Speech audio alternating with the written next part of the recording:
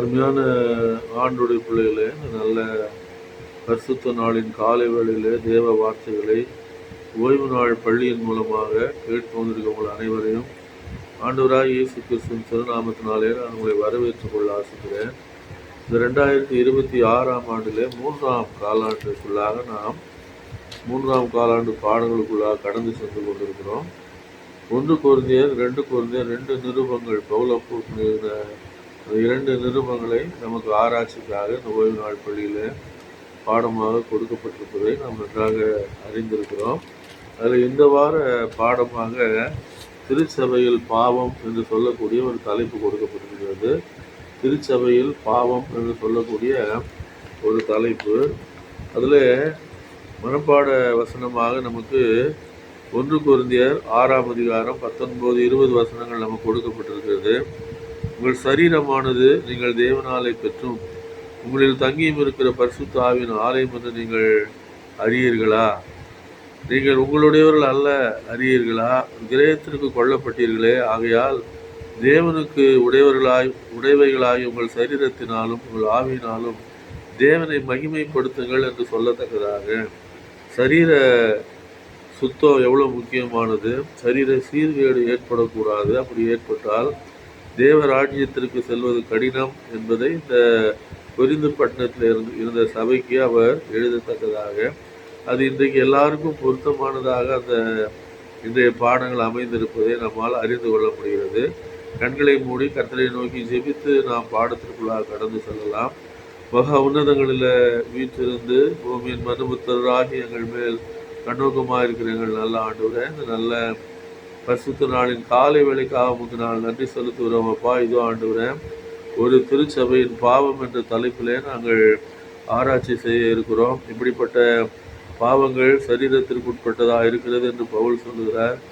அவைகளினாலே ஆண்டவரே நித்திய ஜீவனை பெறுவது இயலாத காரியம் என்பதையும் அவர் இந்த வார பாடத்தில் சொல்வதை பார்க்கிறோம். பாடத்தின் ஆழ்ந்த கருத்துக்களை விளங்கி கொண்டு ஆண்டவரே நாங்கள் அதன்படி செய்து ஞானமாக நடந்து கொண்டு எங்கள் ரட்சிப்பை பாதுகாத்துக் கொள்ள நீங்கள் உதவி செய்ய வேண்டுமாய் ஜெபிக்கிறோம்.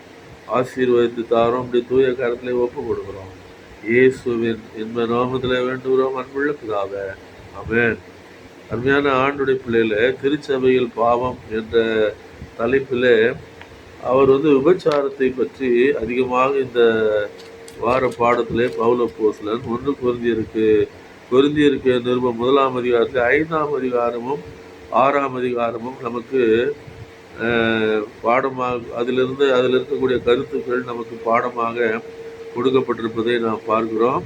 அதில் விசேஷமாக முதல் பகுதியில் என்ன சொல்கிறாங்க அப்படின்னா, நமது மூளை பஞ்சு போன்றது. நமது புலன்கள் வழியாக எதை உள்ளே கொண்டு வந்தாலும் அது அதற்குள்ளேயே தங்கிவிடும். உள்ளே வரும் பெரும்பாலான விஷயங்களை நாம் உணராமல் இருக்கலாம். அனைத்தையும் நாம் நினைவில் வைத்திருந்தால் நம்மால் தெளிவாக சிந்திக்க முடியாது. ஆனால் அவை அனைத்தும் அங்கேயே இருந்து குறிப்பிட்ட அளவிற்கு நம் சித்தையிலும் உணர்ச்சியிலும் செயலிலும் தாக்கத்தை ஏற்படுத்துகிறது இல்லையா? ஒரு எப்பிக்யூரியன் ஸ்டோயிக்கர் பிலாசபிக்கும் ஒரு ரஜினிஷ் என்று சொல்லக்கூடிய ஒரு சாமியார் இருந்தார். அவருடைய சித்தாந்தத்திற்கும் நித்யானந்தா என்ற ஒரு சாமியார் இருக்கிறாரு. அவர் சித்தாந்தத்திற்கும் செவன்த் டே அட்வென்டிஸ்ட் சித்தாந்தத்திற்கும் உள்ள மாபெரும் வேறுபாடு என்னவென்றால், அவர்கள் சரீரத்திலே செய்கிற பாவங்கள் ஆத்மாவை பாதிக்காது என்ற கொள்கை உடையவர்கள். ஆனால் நம்முடைய திருச்சபை ஒன்று மாத்திரமே இந்த உலகத்திலே அருமையான ஆண்டுடைய பிள்ளையில சரீரத்தை தீட்டுப்படுத்தினால் அது ஆத்மாவை பாதிக்கும், ரட்சிப்பையும் பாதிக்கும் என்று மிக தெளிவாக வேத வசனங்கள் மூலமாக ஆலோசனைகளை கொடுப்பதை நம்மால் அறிந்து கொள்ள முடிகிறது. அப்படின்னாலே நம்ம இந்த முதல் பகுதியில் பார்க்கும் பொழுது எப்படிப்பட்ட பூசல்கள் திருச்சபைக்குள்ளாக இருந்தது என்று பார்க்க போனால், ஞாயிற்றுக்கிழமை பாடத்தில் விசுவாசத்திற்கும் செயலுக்கும் இடையே முரண்பாடு இல்லையா? அவங்க பேசுனது ஒன்று, விபச்சாரம் செய்யாதிருப்பாயாக என்று திருவசனம் சொல்லுகிறது. ஆனால் அவருடைய கிறிஸ்தவ வாழ்க்கை அதற்கு முரண்பட்டதாக இருந்தது என்று சொல்லி தேவனுடைய வார்த்தை இன்றைக்கு நமக்கு சொல்லத்தக்கதாக பவுல் அதை எச்சரிக்கிறார். அருமையான ஆண்டுடைய பிள்ளைகளை அவர் சொல்லுகிறார். 1 கொரிந்தியர் 5ஆம் அதிகாரத்தை நமக்கு முதலாவது கொடுத்திருக்கிறார்கள். அதில் அவர் என்ன சொல்ல வருகிறார் என்று சொன்னால், மிகவும் ஒரு அஞ்ஞானிகளுக்குள்ளாக கேள்விப்படாத ஒரு காரியம் கூட கிறிஸ்தவ சபையிலே இருக்கிறதே என்று சொல்லத்தக்கதாக இல்லையா? அவர் என்ன செய்கிறார்னால், இந்த 5ஆம் அதிகாரத்தில் 1 கொரிந்தியர்ல மிக தெளிவாக அவர் பேசுவதை நாம் பார்க்கிறோம். அவர் இந்த உங்களுக்குள்ளே விபச்சாரம் உண்டு என்று பிரசித்தமாய் சொல்லப்படுகிறதே இல்லையா. ஒரு கால் குலோவேயாள் வீட்டார் அங்கு சென்ற அந்த வேளையில பவுலப்போஸ்தலனுக்கு அந்த திருச்சபையில காணப்பட்ட முரண்பாடுகளையும் தவறான பழக்க வழக்கங்களையும் விவரமாக என்ன செய்திருக்கலாம், எடுத்து சொல்லியிருந்திருக்கலாம் குலோவேயாள் வீட்டார். ஆனபடினாலே அவர் நன்றாக அறிந்து கொண்டவர்களாக அவர்களை பற்றி இந்த காரியத்தை அவர் எழுதுகிறார். உங்களுக்குள்ளே விபச்சாரம் உண்டு என்று பிரசித்தமாய் சொல்லப்படுகிறதே, ஒருவன் தன் தகப்பனுடைய மனைவியை வைத்து கொண்டிருக்கிறானே, அது அஞ்ஞானிகளுக்குள்ளும் சொல்லப்படாத விபச்சாரமாக இருக்கிறது இல்லையா. கிறிஸ்தவ பொதுவாகவே பார்த்தீங்கன்னா ஐரோப்பிய நாடுகளிலே சமுதாய சீர்கேடு இருப்பதை பார்க்கிறோம். 7வது கற்பனை மீறுவதில் விபச்சாரம் என்று சொல்லக்கூடிய அந்த காரியத்தில் சமுதாயமே சீர்கெட்டு இருப்பதை சில இடங்களிலே நாம் கேள்விப்படுகிறோம், நாம் படிக்கிறோம் செய்தித்தாள்களிலே, இல்லை என்றால் தொலைக்காட்சி பெட்டியிலே நம்மால் கேட்க முடிகிறது செய்திகளிலே இல்லையா. அந்த ஐரோப்பா கண்டத்தில் இருக்கிற நகரங்கள் நாடுகள் எல்லாமே விபச்சாரம் ஒரு சாதாரண காரியமாக கருதப்படுவதை பார்க்கிறோம். ஆனப்படினால இந்த ஐரோப்பிய பட்டணங்களில் ஒன்றாகிய கொரிந்தில் அவங்களுக்கு அவர் டீச் பண்ணுறாரு எது எது தவறு இல்லையா. ஒருவன் தன் தகப்பனுடைய மனைவி வைத்து கொண்டிருப்பதாக நான் கேள்விப்படுகிறேன், அஞ்ஞானிகளுக்குள்ளும் இது காணப்படவில்லையே அப்படின்னு சொன்னால் அவர் சொல்கிறாரு, இந்த இடத்துல அந்த சமுதாயத்தில் கூட அது இல்லை அப்படின்றார் இல்லையா. பொதுவாகவே அந்த சமுதாயமே ஒரு சீர்கட்ட சமுதாயமாக இருப்பதை நாம் பார்க்கிறோம் விபச்சார காரியத்தில். அப்படிப்பட்ட நேரத்தில் கூட கொரிந்துவினுடைய அஞ்ஞான மக்கள் மத்தியில் இல்லாத ஒரு காரியம் கூட யார்கிட்ட இருந்ததா, அதிகமாக கிறிஸ்தவ திருச்சபையில் இருந்தது.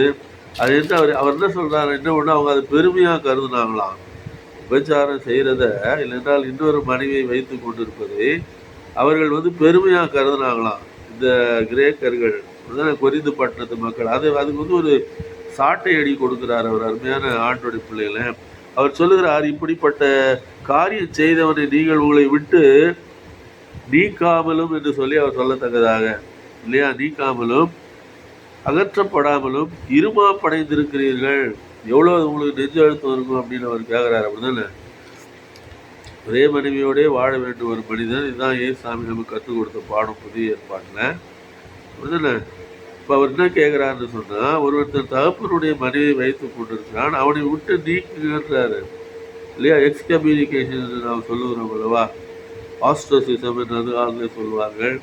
திருச்சபையில் இருந்து விபச்சாரம் செய்கிறவர்களை, ஒன்றுக்கு மேற்பட்ட மனைவியை கொண்டவர்களை விலக்கி வைக்க வேண்டும் என்று சொல்லி இந்த இடத்துல நான் சொல்ல, நம்முடைய சபை சட்டத்திட்டங்கள் மட்டும் சொல்ல, தேவனுடைய வார்த்தை இந்த இடத்துல மிக தெளிவாக பவுலப்போஸ்தலன் மூலமாக கிரேக்கு திருச்சபைக்கு அவர் மன்னிக்கணும், இந்த கிரேக்க பட்டணத்தில் இருந்த அந்த கொரிந்து திருச்சபைக்கு அவர் எழுதுவதை நம்ம என்ன பண்ண முடியுது பாருங்க. அவர் சொல்லுகிறார் மேலுமாக, நான் சரீரத்தில் இருந்தபோது நான் சரீரத்தினாலே உங்களுக்கு தூரமாயிருந்தும் ஆவியினாலே உங்களோட கூட இருக்கிறவனாய் என்று சொல்லி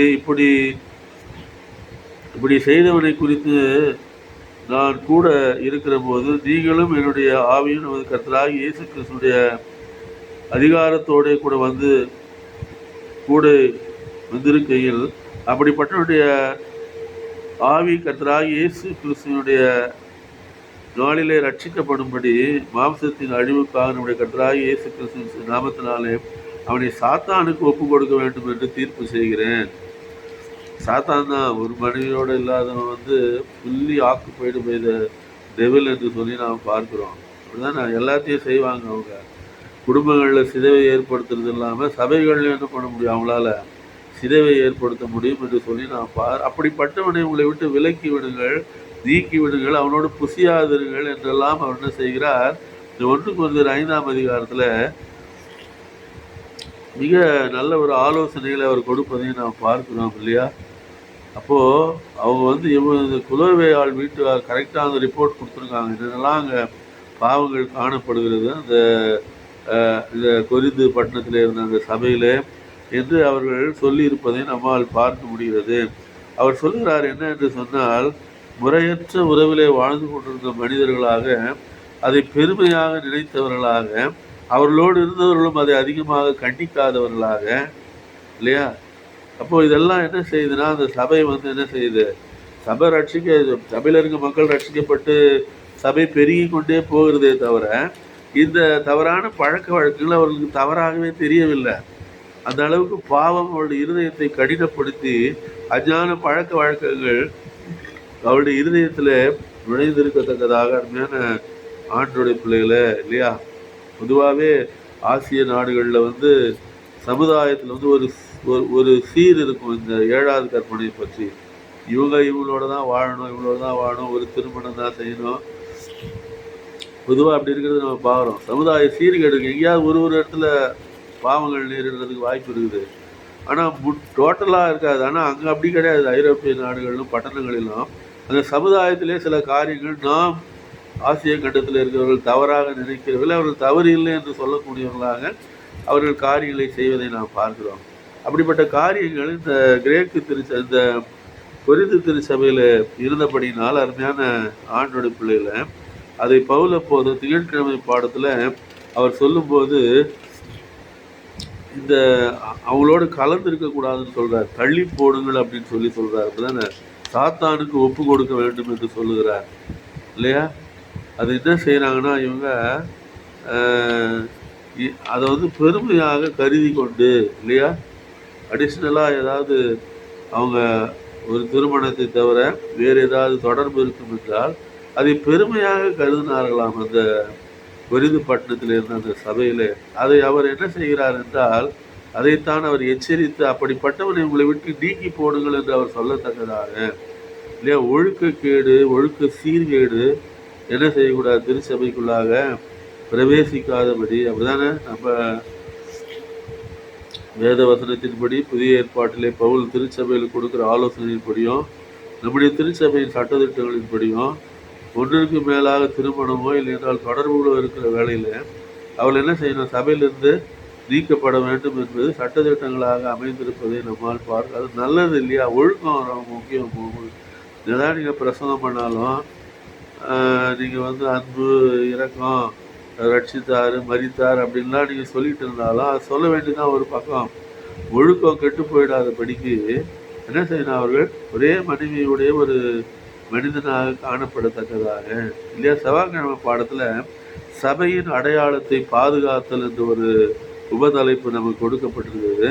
அந்த அடையாளத்தை என்ன செய்யணுமா நம்ம அதில் இந்த 6ஆம் அதிகாரத்தில் பார்க்கும்போது வழக்குகள் இருந்துதான். திருச்சபையில் ஒருத்தர் மேலே ஒருத்தர் என்ன பண்ணிட்டாங்களாம், விசுவாசிகள் வழக்கு தொடுக்கத்தக்கதாக அவர் அதை மிகவும் கோபமாக அதை அவர் பேசுகிறார். அவர் என்ன சொல்லுறாருன்னா,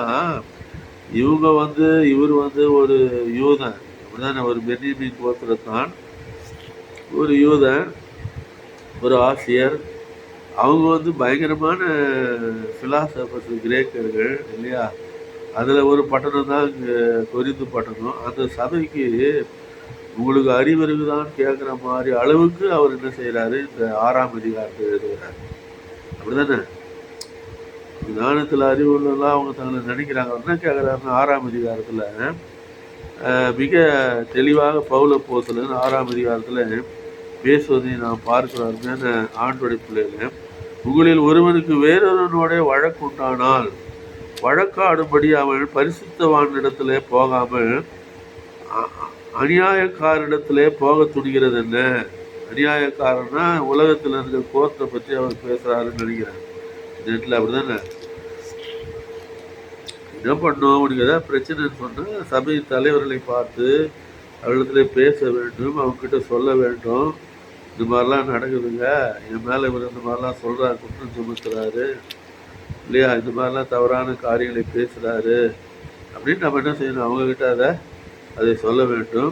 ஆனால் நீங்கள் வழக்காடுதல் என்று வரும்பொழுது அது உலகம் முழுவதும் தெரிய ஆரம்பிக்கிறது. இன்றைக்கு வந்து இந்த சோஷியல் மீடியாஸ்லாம் நிறையா இருக்கிறதுனால யூடியூப்பில் போடுறது இல்லையா, யூடியூப்பில் போடுறது, ஃபேஸ்புக்கில் போடுறது இல்லையா, எந்த பாவமும் நடக்காட்டால் கூட அப்படி போட்டுடுறாங்க. சில நேரத்தில் தப்பாக எழுதுறது, மற்றவங்களை பற்றி, விசுவாசிகளை பற்றி எழுதுறது, தலைவர்களை பற்றி எழுதுறது இல்லையா, பேசுறது, கேவலப்படுத்துறது, அவங்கள உன்னையிலேயே கேவலப்படுத்தி கொள்கிறாய், அதை மட்டும் ஞாபகத்தில் வச்சுக்கணும். பார்க்கணும். பொய் குற்றச்சாட்டுகள் சாட்டுறது, அதை வீடியோவாக எடுத்து போடுறது அப்படிதானே?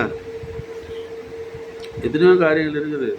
அதனால தான் அவர் என்ன சொல்றாருன்னு சொன்னா, நீ ஏன் வெளியில போற? உள்ள இருக்கக்கூடிய பரிசுத்தவான் இடத்துல உன்னுடைய காரியத்தை நீ கொண்டு போய் தீர்த்து கொள்ள வேண்டும் அல்லவா? நீ ஏன் அதை எடுத்துக்கொண்டு வெளியே சென்று அதை உலகத்தின் மக்கள் அறிந்து திருச்சபையை ஸ்தாபனத்தையும் அவர்கள் புகழக்கூடிய அளவுக்கு நீங்கள் ஏன் நடந்து கொள்கிறீர்கள் என்று சொல்லி அவர் கொரிந்து பட்டணத்துக்கு எழுதத்தக்கதாக, அருமையான இப்படிப்பட்ட காரியம் செய்கிற நீங்கள் உங்களை மன்னிக்கணும். பரிசுத்தவான்கள் உலகத்தை நியாயம் தீர்ப்பார்கள் என்று அறியீர்களா? உலகம் உங்களால் நியாயம் தீர்க்கப்படுவதாக இருக்க அற்ப வழக்குகளை தீர்க்க நீங்கள் அபாத்திரரா? இல்லையா? உங்களுக்கு அறிவு இருக்குதான்னு கேட்குற மாதிரி இருக்குது. தேவ தூதர்களையும் நியாயம் தீர்ப்போம் என்று அறியீர்கள். அப்படி இருக்க இந்த ஜீவனுக்கு ஏதுவான வழக்குகளை நீங்கள் தீர்த்து கொள்ளக்கூடாது இருக்கிறது எப்படி? இந்த ஜீவனுக்கு ஏற்ற வழக்குகளை உங்களுக்கு இருந்தால் தீர்ப்பு செய்கிறதற்கு சபையில் அற்பமாக எண்ணப்பட்டவர்களை நியமித்து கொள்ளுங்கள். இல்லையா? உங்களுக்கு வெட்கம் உண்டாகும்படி இதை சொல்லுகிறேன். அதாங்க ஆசிரியர்கள் நம்மை போல சிந்திக்கக்கூடியவங்க பவுல். ஆனால் பெரிய ஞானிகள் சொல்லப்பட்ட கிரேக்கர்களை சேலஞ்ச் பண்ணுறாரு அவர். உனக்கு அறிவு இல்லையா தீர்த்து கொள்றதுக்கு? இல்லையா? அப்படி இல்லாமல் ஏன் கொண்டு போய் நீ வெளியில் அதை இது பண்ணி அநீதிக்காரஇடத்துல போய் திருச்சபையுடைய பெயர் கெட்டு போகக்கூடிய அளவிற்கு, ஒரு ஸ்தாபனத்தின் பெயர் கெட்டு போகக்கூடிய அளவிற்கு, அதானே அதை ஒரு சிலர் இதுவே வேலையாகவே அலைஞ்சிட்டு இருப்பாங்க. ஸ்தாபனத்தில் பார்த்தீங்கன்னா மெத்தடிஸ்டில் கூட நான் நிறையா யூடியூப்பில் பார்த்துருக்கேன். சொல்லப்படக்கூடிய குற்றச்சாட்டுகள். ஆனால் ஒரு காரியத்தை தீர நல்லா தெரிஞ்சுக்காமல் பேசவே கூடாது. பார்த்துக்கோங்க. குற்றச்சாட்டு அப்படின்னு வரும்பொழுது நம்ம என்ன பண்ணக்கூடாது? நல்லா தெரிஞ்சுக்காம, நல்லா ஆராய்ந்து, சரியான ஆதாரங்கள் இல்லாமல் மற்றவங்களை பற்றி பேசுறது என்ன பண்ணக்கூடாது? எடுத்துக்கொள்ளவே கூடாது. எடுத்துக்கொண்டால் அது யார் சபையை அட்டாக் பண்ணுறதுன்னா லூசிஃபருடைய வேலை. சபையின் தலைவர்களாக இருக்கட்டும், ஊழியம் செய்கிற ஆண்டவருடைய பிள்ளைகளாக இருக்கட்டும், அவர்கள் மேல் அபாண்டமான குற்றச்சாட்டுகளை யார் சுமத்துவாங்கன்னா அது லூசிஃபருடைய வேலை. பரலோகத்தில் அவன் தானே குற்றம் சாட்டினான் இல்லையா? கடவுள் தன்னை ஏதோ கட்டாயப்படுத்தி தொழுத வைக்கிறதாகவும், இயேசு கிறிஸ்துனுடைய தலைமை வேண்டாம் என்று சொன்னது இல்லையா? கற்பனைகள் மனிதனை தேவத்தூரில் கட்டுப்படுத்தாது என்று சொன்னது. இப்படி நிறைய பொய்களை என்ன பண்ணான்? பரலோகத்தில் அவன் பரப்பி கொண்டிருந்தான். குற்றச்சாட்டுகளை கேள்விப்படும் போதும் சரி, இல்லை என்றால் நாம் அதை சோஷியல் மீடியாவில் பார்க்கும்போதும் சரி, அப்படியா அப்படின்னு நான் இது பண்ணுமே தவிர அதிகமாக என்ன பண்ணக்கூடாது? அதை உடனே ஏற்றுக்கொள்ளக்கூடாது. தீர விசாரிக்காமல் ஏற்றுக்கொள்ளுதல் கிறிஸ்தவ பழக்கம் கிடையாது, அஞ்ஞான பழக்கம். அஞ்ஞானிகள் கூட சில நேரத்தில் தீர விசாரிச்சுட்டு தான் அதை ஏற்றுக்கிறாங்க. நம்ம மட்டும் என்ன பண்ணுவோம்? உடனே குற்றம் சொன்னவங்க பக்கத்தில் சேர்ந்துக்கிட்டு ஒரு கலகத்தை பண்ணுறது இல்லையா? அப்படி ஆயிடக்கூடாதுன்றார். கொரிந்து பட்டணத்தில் இருக்கிற சபைக்கு அவர் எதற்காக இதை எழுதுகிறார் என்று சொன்னால், அருமையான ஆண்டோட பிள்ளைகள இல்லையா, புதன்கிழமை பாடத்தில் பாலியல் ஒழுக்கக்கேட்டிற்கு மாற்று கருத்து. சபையின் அடையாளத்தை பாதுகாக்கணும்னா நீ அஞ்ஞானிகள் இடத்துல உடைய வழக்கை கொண்டு போகக்கூடாது இல்லையா? சபையின் தலைவர் இடத்துல கொண்டு போகணும். அப்படிதானே? தலைவர்களையே கேவலமாக பேசுறது, அவங்களே பாவம் செய்கிறாங்கன்றது உங்களுக்கு விளங்குதுங்களா? நான் சொல்ல அதெல்லாம் நம்ம ரொம்ப டூ மச். அதெல்லாம் கடவுளுக்கு பதில் சொல்ல வேண்டியது இருக்கும். அப்படிதானே? அவங்க என்ன என்னுடைய வழக்கை தீர்க்கிறது? அவங்க என்ன நல்லவங்களா? இல்லை அவங்ககிட்ட இந்த பிரச்சனை இருந்தால் அது பிரச்சனை எதையாவது ஒன்று இது பண்ணி என்ன பண்ணுறதுங்க? அதை வெளியில் எதையாவது ஒன்று பரப்பி விட்டு அதை நம்புகிறவங்க அதில் 70% உண்மை இருக்குது, உண்மை இல்லைன்றதை கூட சரியாக தெரிஞ்சுக்காம இல்லையா, ஸ்தாபனத்தினுடைய பெயரை கெடுக்கிற குழிநரிகள், படுநரிகள், குழிநரிகள், பிஞ்சும் பூவுமான நம்முடைய தோட்டத்தை இப்படி நாசம் செய்கிற குழிநரிகளை பிடியுங்கள் என்று சொல்லி இந்த உன்னத பாட்டுகள் புஸ்தகத்தில் சொல்லப்பட்டிருக்கிறாங்க. குழிநரிகள் ஸ்தாபனத்தின் பெயரை கெடுக்கத்தக்கதாக பாலியல் ஒழுக்கக்கேட்டிற்கு மாற்று மருந்து என்று சொல்லி புதன்கிழமை பாடத்தில் மாற்று மருந்து என்னது? நான் தூய்மையாக இருக்கணும், நான் அந்த பாவத்தில் ஈடுபடாதபடி ஈடுபடுகிறவர்களை எச்சரித்து நீங்கள் இப்படி இருந்தால் உங்களை சபையிலேருந்து எடுத்துருவாங்கங்க அப்படின்னு சொல்கிறதுக்கு வந்து தைரியம் இருக்கணும் நமக்கு. முதலாவது விழுதுங்களா நான் சொல்கிறது? சரியான ஒரு இது அவங்ககிட்ட நம்ம தனிமையிலே அவங்ககிட்ட பேசணும். இப்படி சரியா இருக்கிறீங்க அதுதானே? அதுதான் 1 தசனம் புதன்கிழமை பாடத்தில் தான் கொடுக்கப்பட்டிருப்பதே நான் பார்க்கணும் தானே. சரீரம் வந்து கர்த்தருக்கு உரியது, கர்த்தரும் சரீரத்திற்கு உரியவர். சரீரத்திலே தேவனை மகிமைப்படுத்த வேண்டும் என்றால் அது 7வது கற்பனையை மீறுவதிலும் சரி, மீறாதபடிக்கு இல்லையா, அசுத்தமான ஆகாரங்களை புசிக்காதபடிக்கு மிக எச்சரிக்கையாக நாம் உணவுக்காக சுவிசேஷத்தால் தங்களுக்கு விடுதலை கிடைத்ததால் தாங்கள் எதையும் செய்யலாம் என்று கொரிந்து சபையிலே சிலர் நம்பினார்கள். அப்படிதானே? ஆண்டவர் என் பாவத்தை மன்னிச்சிட்டார், பாவத்தை ரட்சித்துட்டார்னு சொல்லி கொரிந்து சபையில் இருந்து என்ன பண்ணாங்களா, அது சரியான அண்டர்ஸ்டாண்டிங்காக அவங்களுக்கு இல்லை சுவிசேஷத்தை பற்றிய ஒரு இல்லையா. ஏன்னா யூதர் முறைமையை கை கொள்ள வேணான்னு சொன்னதும் பழைய ஏற்பாட்டில் சொல்லப்பட்டிருக்க சுகாதார விதிகள் எதுவுமே அவங்களை கட்டுப்படுத்தலைன்னு அவங்க நினைக்க ஆரம்பித்தாங்க கொரிந்து சபையில் இருந்தவங்க. அப்படி கிடையாது. சுகாதார விதிகள் எப்பொழுதுமே நித்தியத்திற்கு மனிதனை கட்டுப்படுத்தும். அப்படிதானே? இப்போ இவர் என்ன செய்கிறாருன்னா, அந்த இடத்துல என்ன சொல்கிறாருன்னா, அவர் பார்த்தீங்கன்னா சீர்திருத்த காலத்தில் கூட டாக்டர் லுத்தர் வந்து ஒரு எக்ஸ்ட்ரீம் எடுத்தார். அவர் விசுவாசத்தினாலே நீதிமான் பிழைப்பான். அவர் அந்த எக்ஸ்ட்ரீம் எடுத்ததுனால அவருடைய காலத்துக்கு அப்புறம் பார்த்தீங்கன்னா அந்த லுத்தரன் என்று சொல்லக்கூடிய அந்த இதில் அயல் நாடுகளில் அநேகர் வந்து குடிக்க ஆரம்பித்தாங்க. நினைச்சீங்களா, நீ விசுவாசம் இருந்தால் போதும் நீ ரட்சிக்கப்பட்டுருவ அப்படின்னு சொன்னதும் ஒரு எக்ஸ்ட்ரீம் அது. அப்படி கிடையாது. அதனால தான் வேதம் சொல்லுகிறது கிரிகள் இல்லாத விசுவாசம் செத்ததாக இருக்கிறது இல்லையா. அது பின்னால் வந்து டாக்டர் ஜான் கால்வின் சொன்னார், we are not saved by works yet not without it என்று சொன்னார். நாம் கிரிகளினாலே ரட்சிக்கப்படுவதில்லை, கிரியைகள் தூய்மையாக இல்லாவிட்டாலும் நான் ரட்சிக்கப்பட போவதில்லை. இதுதான் இல்லை, கிரியைகள் நம்மை ரட்சிக்காது. விசுவாசிப்பதினால் நாம் நன்கிரியை செய்ய ஆரம்பிக்கிறோம், அந்த கிரியை நம்மளை ரட்சிக்காது. ஆனால் கிரியைகள் சரியாக இல்லாவிட்டாலும் நாம் ரட்சிக்கப்பட முடியாது என்பதை ஞாபகத்திலே கொண்டு வந்து டாக்டர் ஜான் கால்வின். அவருக்கு லுத்தரன் விசுவாசத்தோடு நேரடியான சில காரியங்களிலே முரண்பாடுகள் இருந்தது. மத்திய காலங்களிலே சீர்திருத்த நாட்களிலே ஒரு 500 வருஷத்துக்கு முன்னால் நான் சொல்றது. அப்படிதானே? அப்போ சரீரத்தில் செய்கிற பாவங்கள் ஆத்துமாவை கட்டுப்படுத்தும், ஆத்துமாவை சீர்குலைக்கும் என்பதை லுத்தரால் அது இது பண்ண முடியல. ஏன்னா அவர் எக்ஸ்ட்ரீம் எடுத்தார். ஏன்னா இவங்க வந்து கிரியைகளை சொன்னாங்க இல்லையா, பரிசுத்தவானுடைய பாண்டங்களை வணங்குறது, சிலை வைத்து வணங்குறது, மரியாளுக்கும் 12 அப்போஸ்தலர்களுக்கும் இல்லையா, நீ வந்து பெனன்ஸ் என்று சொல்லக்கூடிய, இல்லை என்றால் பாவ மன்னிப்பு சீட்டு வாங்கினால் நீ ரட்சி, இதெல்லாம் கிரியைகள். இதை எதிர்க்க நினைச்ச அவரை சரியாக விளங்கிக்காம அதையும் செஞ்சாங்க அவர் காலத்துக்கு அப்புறம். விசுவாசத்தினால் உண்டாங்க நீதின்னு சொல்லி, ஆனால் சரீர பிரகாரமாக தங்களை கெடுத்துக்கொள்ள ஆரம்பித்தாங்க. அதுக்கப்புறம் தான் யார் வர்றதுன்னா மெத்தடிஸ்ட்னு ஒன்று வருது இல்லையா. அந்த ஜான் வீசிங்லாம் வந்து மெத்தடிஸ்ட் ஒன்று கொண்டு வந்தாங்க. அதான் இங்கே நம்ம சிஎஸ்ஐன்னு சொல்கிறோம். அப்புறம் பேப்டிஸ்ட்டுங்க வந்தாங்க, அப்புறம் செவன்த் டே பேப்டிஸ்ட், அப்புறம் நம்ம செவன்த் டே அட்வென்டிஸ்ட் மட்டும்தான் சரீரத்தை கெடுக்கிற எந்த பாவங்களையும் செய்யக்கூடாது.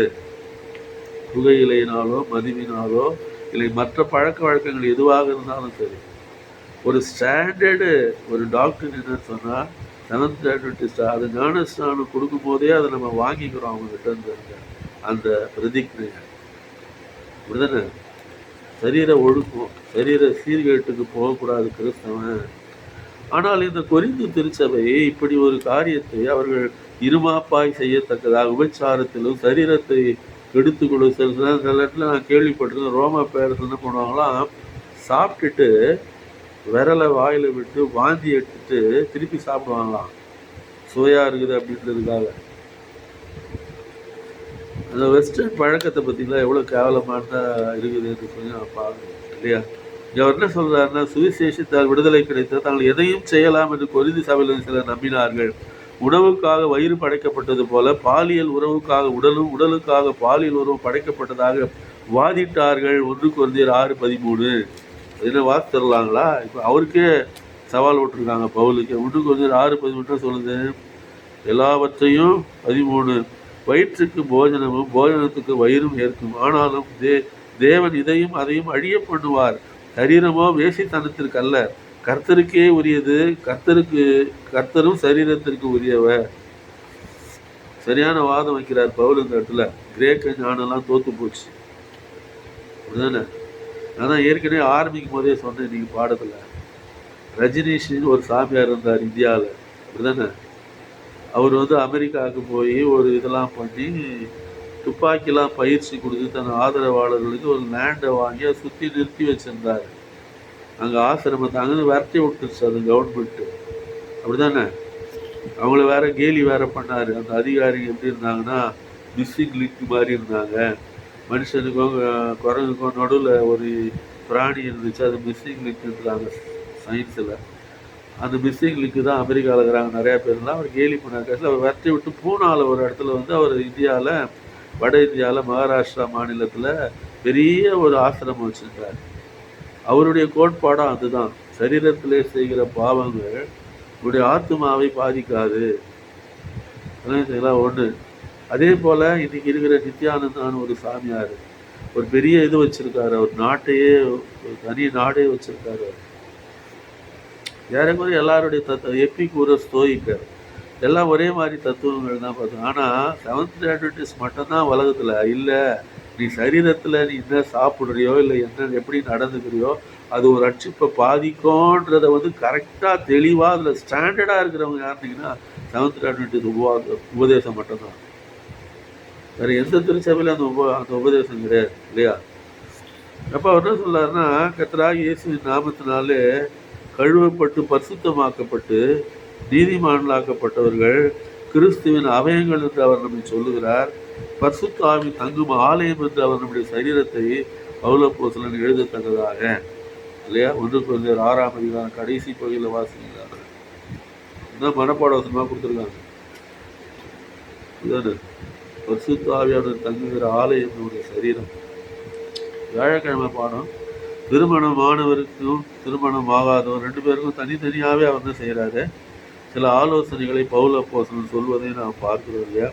1 கொரிந்தியர் 7ஆம் அதிகாரத்தில் அவர் அந்த ஆலோசனையை அவர் முதலாவது கொடுக்குறாரு. யாருக்கு கொடுக்குறாரு அப்படின்னா, திருமணமானவருக்கான அறிவுரைகள். நீங்கள் எனக்கு எழுதின காரியத்தை குறித்து நான் எழுதியிருக்கிறது என்னவென்றால், சிறியை தொடாமல் இருக்கிறது மனுஷனுக்கு நல்லது, இல்லையா? மனைவியைன்னு சொல்ல இந்த இடத்துல அவர் சிறியை அப்படின்றாருன்னா, ஒரு கால அவர் ஆகிலும் வேசித்தனம் இராதபடிக்கு அவனவன் தன் சொந்த மனைவியும் அவனவன் தன் சொந்த புருஷனையும் உடையவர்களாக இருக்க வேண்டும். விளைஞ்சிங்களா? பாலித்தீசம் மன்னிக்கணும், பாலிகாமி மோனோகாமின்னு சொல்கிறாங்கல்ல ஆங்கிலத்தில். ஒரே பெண்ணை திருமணம் செய்து வாழ்வது மோனோகாமி. பாலிகாமி என்றால் பல பெண்களை திருமணம் செய்வது. அப்படி செய்யக்கூடாதது. திருமணமானவர்களை பற்றி அவர் சொல்லுகிறார் அந்த ஆலோசனை 7ஆம் அதிகாரம், இல்லையா? புருஷன் தன் மனைவிக்கு செய்ய வேண்டிய கடமையை செய்ய கடவுள், அப்படியே மனைவியும் தன் புருஷனுக்கு செய்ய கடவுள். மனைவியானவள் தன் சுய சரீரத்திற்கு அதிகாரி அல்ல, புருஷனே. அது ரொம்ப விளக்கமாக அவர் என்ன பண்ணுறார் இந்த இடத்துல சொல்கிறார். திருமணமாக, இல்லையா? அதனால் வேசித்தனத்தில் விலகி இருக்கணும்னா ஒரே மனைவியுடைய ஒரு புருஷனாக என்ன பண்ண இருக்கணும். இச்சைகளுக்கு இடம் கொடுக்கக்கூடாது, சரீர இச்சைகளுக்கு இடம் கொடுக்கும். தேவன் நம்மை அசுத்தத்திற்கல்ல பரிசுத்தத்திற்கு அழைத்திருக்கிறார் என்று அவர் சொல்லத்தக்கதாக. திருமணம் ஆகாதவர்களுக்கு என்ன அறிவுரை? அதிலே அதே அதிகாரத்தில் 25ஆம் வசனத்தில் அவர் சொல்வதை நாம் பார்க்கிறோம். அவர் என்ன சொல்லுகிறார் என்றால், அன்றியும் கன்னிகைகளை குறித்து, இல்லையா, கர்த்தர் கர்த்தரால் எனக்கு கட்டளை இல்லை, ஆகிலும் நான் உண்மையுள்ளவனாக இருக்கிறது கர்த்தரால் இரக்கம் பெற்று என் அபிப்பிராயத்தை தெரியப்படுத்துகிறேன். அது என்னவெனில், இப்பொழுது உண்டாயிருக்கிற துன்பத்தின் நிமித்தம் விவாகம் இல்லாமல் இருக்கிறது மனுஷனுக்கு நலமென்று எண்ணுகிறேன். நீ மனைவியோடே கட்டப்பட்டிருந்தால் அவிழ்க்கப்பட வகை தேடாதே, நீ மனைவி இல்லாதிருந்தால் மனைவியை தேடாதே, இல்லையா? இது கொஞ்சம் கஷ்டமான ஒரு காரியம்தான். இன்னொரு இடத்துல சொல்றார், வேகிறதை பார்க்கல விவாகம் பண்ணுறது நலம் என்று சொல்லி அவர் சொல்லத்தக்கதாக. இது கொஞ்சம் கஷ்டமான. இதுதான் பெந்தெகோஸ்தே சபை தப்பாக புரிஞ்சுக்கிறாங்க, இல்லையா? சிலோன் பெண்டிகாஸ்ட், சிபிஎம், இப்போ பெண்டிகாஸ்ட்னு பேரை மாற்றிட்டு இருக்கிறாங்க. அவங்க என்ன சொல்கிறாங்கன்னா, பரிசுத்தவான்கள் நாங்கள், கல்யாணம் பண்ணாதவங்க தான் பரிசுத்தவான்கள் அப்படின்றாங்க. ஆனால் அது உண்மை அப்படி கிடையாது பார்த்துக்கோங்க. அது இன்னொரு இதில் நம்ம தியானிக்கும் பொழுது அதை பற்றி தியானம் வரும்போது நான் உங்களுக்கு சொல்கிறேன்.